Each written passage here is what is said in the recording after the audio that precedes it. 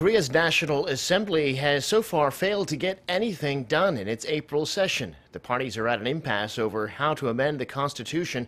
Also, what, if any, changes should be made to the Broadcast Act to ensure neutrality on the public airwaves. Those issues are putting the government's proposal for an extra spending bill on hold, too. Kim Min-ji reports.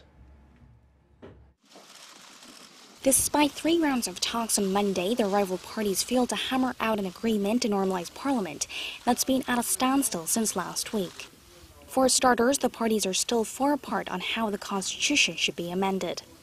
The major parties have all put forward their own versions as a basis for negotiations, but they have only reconfirmed their differences over contentious areas, such as changing the government structure. Opposition parties want to introduce a semi-presidential system that would give more authority to a prime minister handpicked by parliament, but the ruling party argues that this could lead to a paralysis in state affairs if the president and prime minister are unable to get along. Another disputed area is revising the Broadcast Act. The proposed amendment calls for each public broadcaster to have a 13-member board, of which 2/3 approval would be needed to elect a company president. The boards would have 7 members recommended by the ruling party and 6 by the opposition bloc.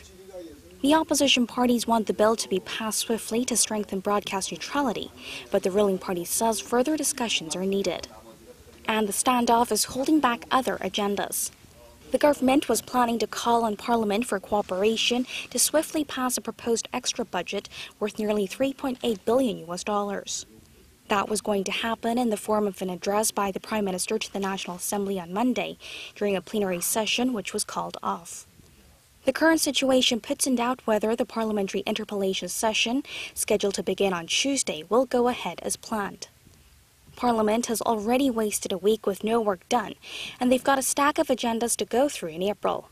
Eyes will be on when and to what extent the parties will make concessions to get Parliament moving again.